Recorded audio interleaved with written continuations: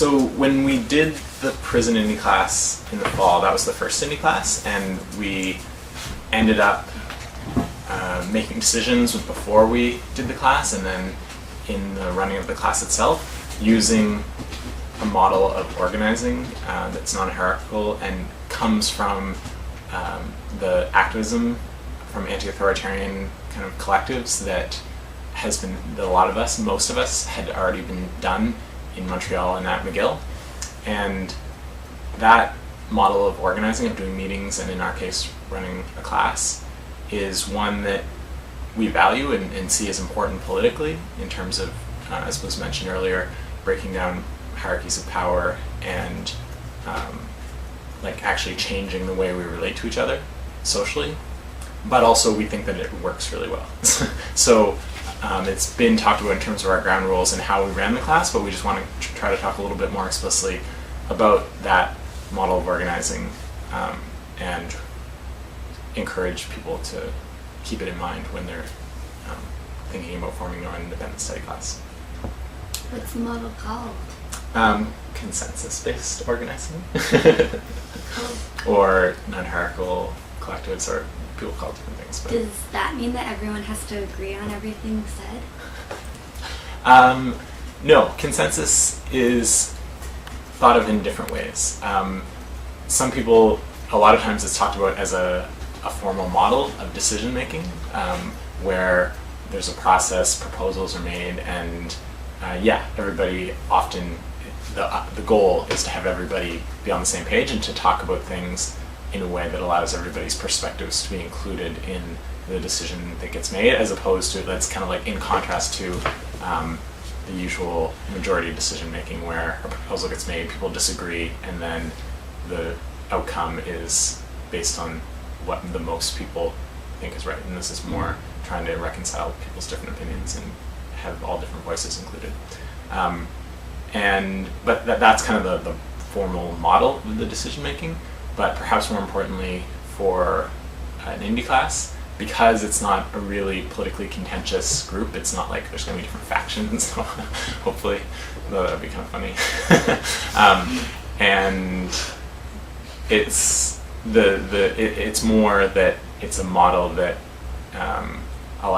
it works well for something like an Indyclass because we're all on the same page. We're all there for the same reason, to learn, and so doing that in a way that everybody has a say and an input makes sense. Also, as I mentioned earlier, we all had experience with that model, and I think that really made our class work well, and that's the kind of thing that we can say, if you have experience with consensus decision making, then an Indyclass would be really cool for you to do. But maybe more practically for people who don't have as much experience, to talk to people who do that kind of organizing, or to maybe at the beginning of an Indyclass have a workshop on consensus decision making. There's lots of people in Montreal, at least, who offer those kind of workshops, and also facilitation is another kind of part of that. Also, if you are interested in doing an Indyclass but are a little bit intimidated by consensus-based decision making, then you can email us at indyclass@gmail.com, and we actually have this fantabulous consensus-based decision-making little booklet. It's a how-to, and it breaks it down, makes it really comprehensible, and we can get that to you. And because it's just like anything else that's new. It can be a little bit daunting, and that should by no means be a reason to not do Indyclass. Mm-hmm. And in terms of the specifics of what consensus meant for Indyclass as a decision-making process or as an organizing model, the role of facilitator was mentioned earlier, but we can maybe expand on that a bit. A facilitator in consensus is a person who maybe is kind of in other forms of meeting organizing, would be the chair of the meeting or kind of like leading the meeting, except the facilitator's role is, instead of to actively like take charge of what's happening, is kind of the opposite. The role is to listen to what everybody else is saying, and to out of what people are saying, contribute in a way that synthesizes the direction that the conversation is taking and keeps it cohesive and can kind of reflect back at the group the things that they're saying in a summarized sort of way.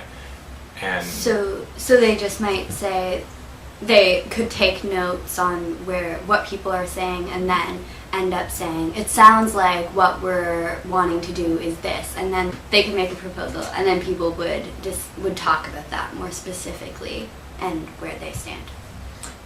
For Indyclass, the role of facilitator would overlap with the role of the person who had prepared the readings for that week, and that often meant like preparing questions beforehand, and those are important to kind of stimulate discussion, but it's not like the questions are an ends in themselves, or like answering the questions is an ends in itself. It's more that the questions can stimulate discussion, and then the facilitator can then, out of that discussion, like take it in interesting directions. And also, since our class was small, it was usually less than 10 people who were at the class, then the facilitator role was not really strict. Like, other people would take on that, other people would ask questions, other people would take the discussion in a direction, and it was kind of a group facilitation, that it would happen kind of informally, and that's really good, especially since we had experience with this sort of discussion and got to know each other really well, and also we're politically on the same page, so we're interested in the same questions and taking things in similar directions.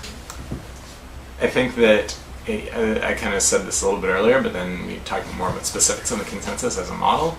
But consensus really, I think, more importantly than just as a model of like having roles and having proposals and the things that can be like laid out on paper, it's also a dynamic within a group and a type of collective relationship that people have with each other.